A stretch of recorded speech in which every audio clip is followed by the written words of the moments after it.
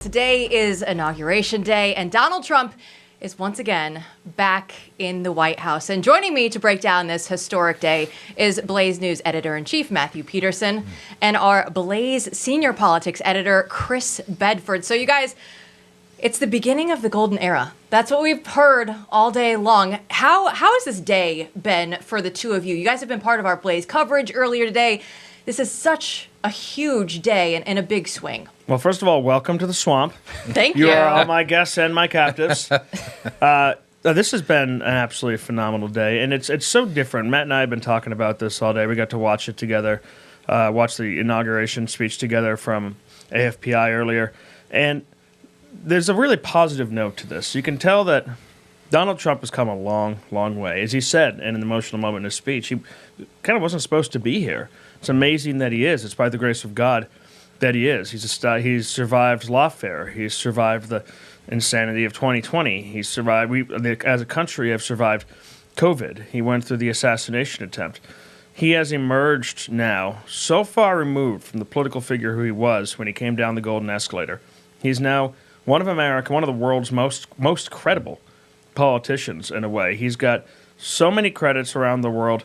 People have finally woken up and realized that this is a moment has the approval, having known what they're buying, of the American people in the majority, not just winning the states there.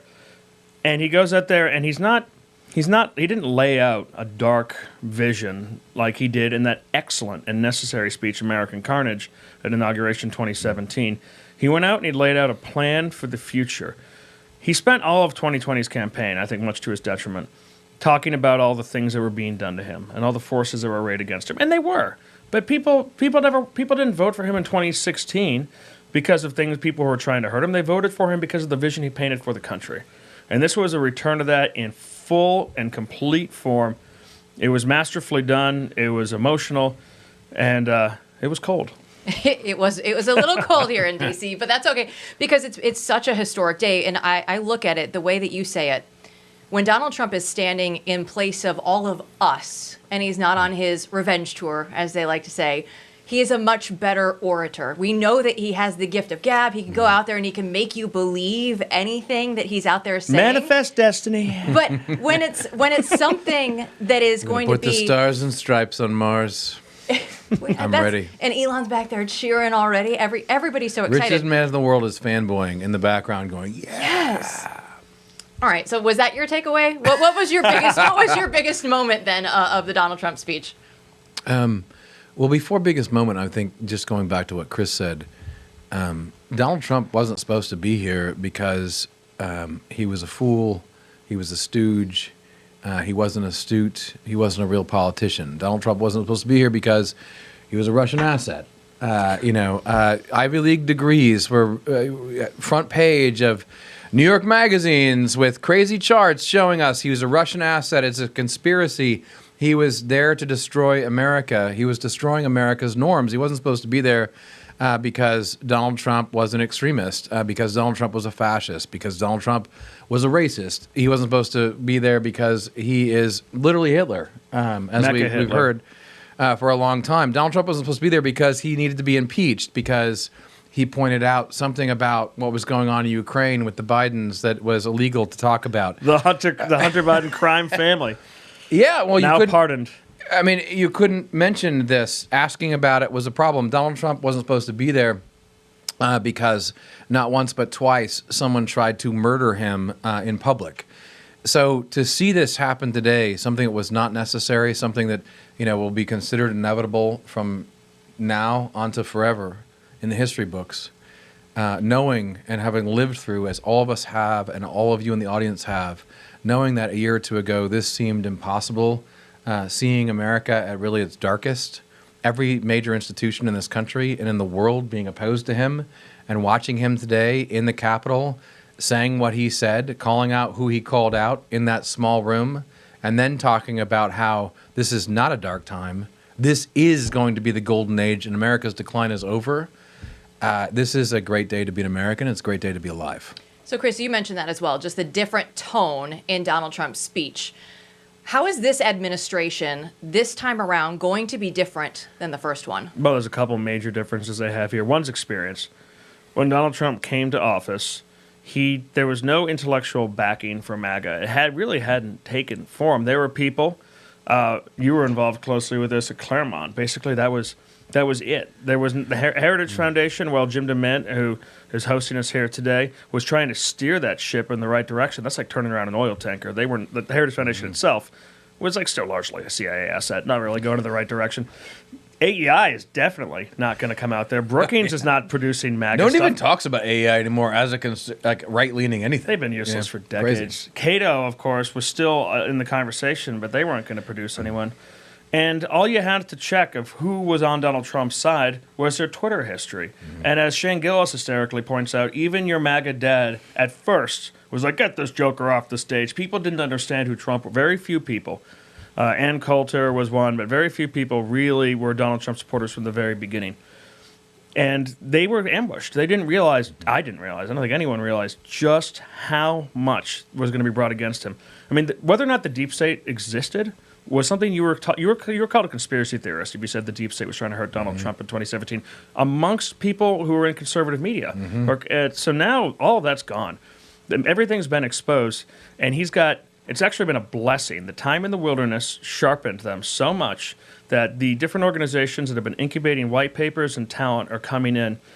The staff who he's brought in, the nominees are actually on his side. He never talked to Rex Tillerson when he actually gave him the job. He just looked great. He was in charge of an oil and gas company. Donald Trump didn't realize that ExxonMobil is actually not on the good guy's side at all. But he thought that this guy would be good. He wasn't. He was undermined everywhere he went. The executive orders that he issued were not followed because they're just glorified press releases unless you have someone willing to execute on them judiciously while stopping all efforts from inside your own organization to stop it. And another thing, his first administration had a lot of his priorities that really required the legislature. They wanted to build a wall, a new project. They wanted to repeal Obamacare, something that required the legislature. Now which was not an aside, and still kind of isn't. The Senate is still really cool to Donald Trump. Now he doesn't need that. He needs like $160, $180 billion for the deportation program. He needs it up front, and that's really all he's asking them for. Everything else is going to be done through the executive branch, reforming the executive. Congress has refused to oversee what goes on in the administration, so he's going to do that, and that frees him up a lot. And we see Trump versus the deep state. It's going to be a battle that continues to play out over his next 4 years. And Matthew, that's something that we're going to be diving into here. Yeah, you could say you could say that is going to be the focus of what we do when it comes to politics at Blaze News for the next 4 years, God willing, because right now, when you look at what has just occurred on this historic day, you realize that the real battle that we face, the real battle that all Americans are interested in now who are concerned for their country, is not between Republicans and Democrats. It's between the Trump administration and the administrative state. It's whether or not, after decades of every Republican president failing to roll back this thing that has become increasingly tyrannical, and it's the administrative state, it's the NGOs, it's the Ivy League institutions, right? They all think in one way. And Donald Trump today, after the greatest comeback in political history, has taken office with a historic mandate. You know, you can talk about how close the country is and how it's divided, but this was a mandate. This was winning the popular vote. This was winning in the so-called swing states, and they're swinging no more. It's happened culturally and in every other way. So the question now, the existential question that this country faces and that everyone in our audience is most interested in is, can Donald Trump do what no Republican president has ever done and roll back the administrative state and the fourth branch of government? And we're going to focus on that. And we're going to focus on it in order to keep ourselves reminded of this and to keep the perspective for our audience and what you are all concerned with. We're going to call it the mandate. This is going to be Blaze News Tonight, the mandate. Blaze News is going to have a daily show called The Mandate. We're going to focus on that. We'll still have other content about, other stuff going on. But what Chris is doing in D.C., and Rebecca and a growing team, what we're going to do in politics is rigorously focus on this battle, because everything that people are debating in politics revolves ultimately on whether we can reform the federal government. I can't wait. I mean, this is really the actual battle that we're fighting. Matt's completely correct. And you see it everywhere. It's not just, I mean, Joe Biden just essentially released over the last few weeks a list of the top deep state generals and his pardons and his blanket pardons. By the way, no one is even prosecuting the top deep state generals? Like, some of the celebrity figures for the deep state. I saw a post on X and they said, "Oh, if you didn't know who the deep state was, they all got pardoned today." That's the list of the deep state. But they go way down. It is. It's much more. And it's not even like a machine. Exactly it's not like someone's pressing buttons and pulling levers and saying execute order 66. It's an organism that breathes on its own. The heart beats. People know what to do. They know what to slow down. They know what to not let happen. It's like the ad of someone saying, "Slow down, young man. This is the post office." They know to make certain things move. Certain things never happen at all. They know to protect each other. They know to watch each other's back, and they know to stop Donald Trump. And for all of what we've experienced over the last 8 years, you look at things like NewsGuard that have been set up to police content, to police children's education. You think that it's about right and left.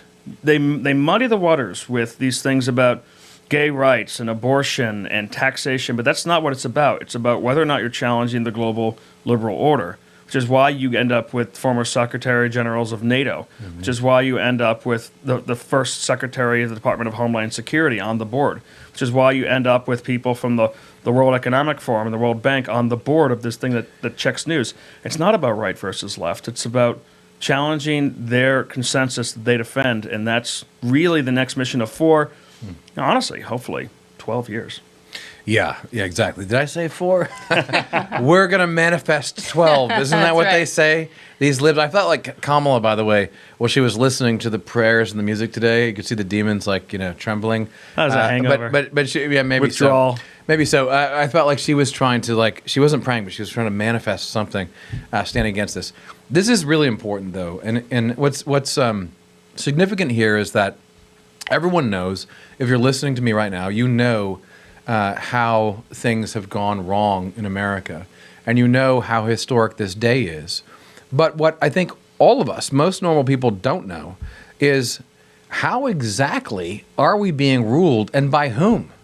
Who are the people who are actually in charge? When we say a deep state, right? We say administrative state. We say the fourth branch of government. We say these shadowy NGOs, right? How are people like Fauci, et cetera, how are they in charge? Who is really in charge? This is a question that, and let me tell you, this is not a joke. I mean, listen to me closely.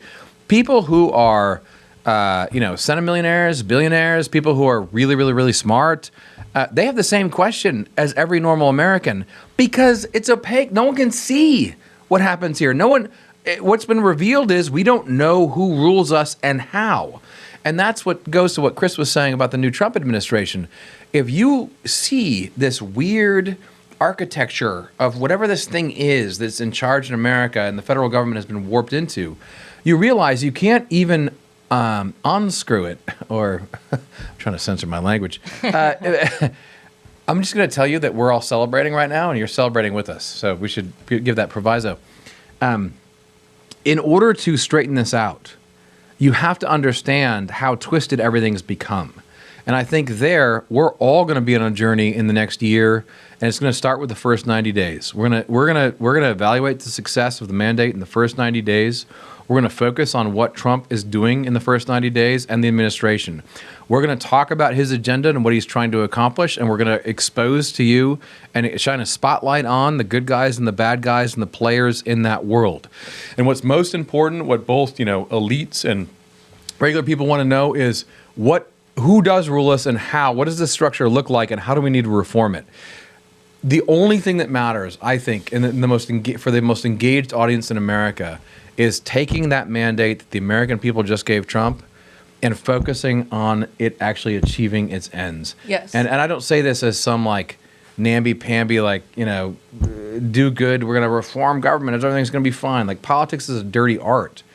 But what Chris is saying about this administration being better is that the people coming in know, right, the landscape. And how know what we're twisted up it against. is. You're not going to be tricked again either. And what we're going to be able to do is pull back the curtain, because you guys know everybody that is going to be in the administration, the guys that actually know what they're doing, and the women that know what they're doing this time around. And we're not naive. We know this is going to be a difficult battle. But that's also why somebody has to shine the spotlight on it to make sure that it continues to get done every single day.